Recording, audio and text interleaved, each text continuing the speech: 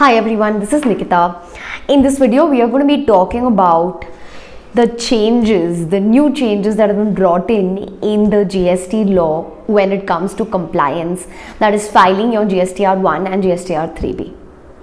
Additionally, in this video, I'm going to help you understand how do you reduce the errors while filing GSTR 1 and GSTR 3B. How do you ensure that the data that you're uploading is reviewed correctly and the data that you're filing does not have any major errors. Before we get into the video, don't forget to subscribe to this channel. Keeps me motivated to make more content. So let's begin.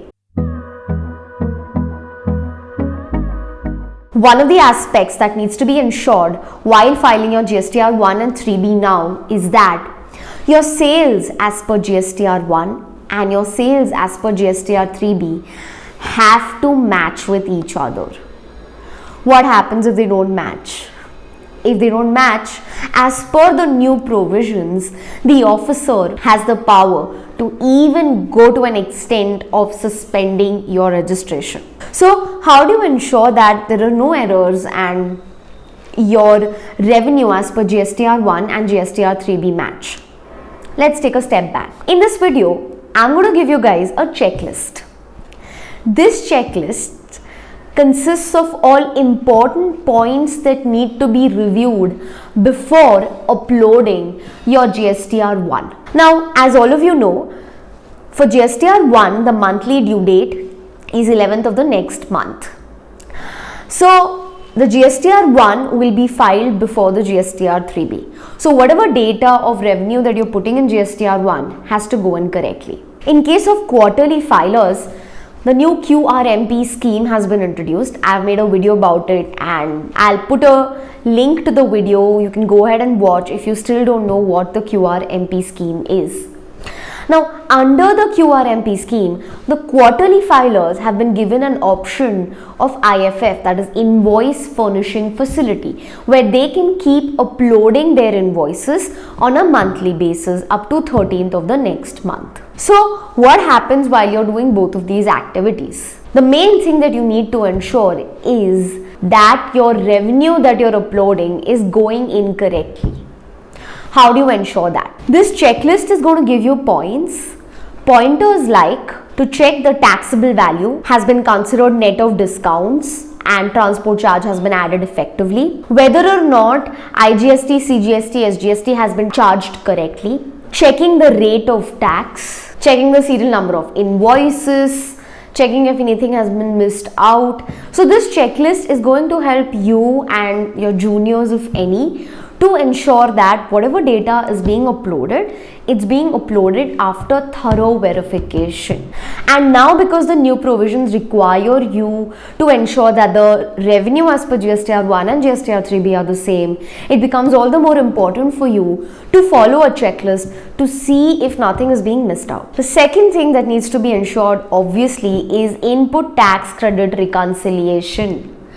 As per the new provisions, only 105% of the input tax credit that has been uploaded by your suppliers will be allowed to you, which means only if your suppliers are filing their data on time, only if your suppliers are filing their GSTR 1 on time, will you be able to avail the credit in that particular month. You will also have to maintain a reconciliation of whether or not your supplier has filed their return, which supplier has filed, which supplier has not filed, and those suppliers that haven't filed, you will be able to avail the credit only in the next tax period or the tax period when they actually file. So as a tax consultant and a client, it becomes all the more difficult for you to maintain this reconciliation, to find out who has filed, who has not filed. In fact, you might also have to make a list of suppliers who are consistently filing late so that the clients can be informed and the supplier should start filing on time. Now, because of this ITC reconciliation, as a consultant or as a client, it becomes really important that you cross-check who has filed in 2B and who hasn't. So that is one important step that needs to be verified. What is the credit that you're availing this month and what is the balance that you're carrying forwarding to the next tax period? Again, that is an important aspect. So your documentation becomes extremely important. The Excel sheet that you've prepared as a backup of all your clients, the different calculations that you're making for each of your client becomes extremely important. If your juniors are preparing the returns and you are someone who is reviewing, what is important is that you give this checklist to your juniors to check whether or not these aspects have been verified and only then to be given to you for review. So this ensures a proper procedure is being followed, and because of this procedure, the errors might reduce drastically. Another important or the third important aspect that needs to be checked is the applicability of Rule 86B. As per Rule 86B, if the turnover of any month exceeds rupees 50 lakhs, you are allowed to set off only 99% of your electronic credit ledger and the remaining 1% has to be paid using cash ledger. However, there are some exceptions. So, if the managing director or partner or proprietor or karta of that particular entity has been paying income tax for the last 2 years of more than rupees 1 lakh, then this rule does not apply. If refund has been claimed in the last 1 year exceeding rupees 1 lakh on account of unutilized credit, then this rule again does not apply. So for each of your clients, you will have to understand whether or not Rule 86B has any applicability, and if it does, the provisions have to be complied with. Again, a checklist is going to help here to ensure whether or not Rule 86B is applicable, and if it is applicable in that particular month, whether or not it is complied. Based on the stringent provisions that have come with effect from 1st of January 2021, it becomes extremely important for us as consultants to ensure that we have excellent documentation of whatever we are doing.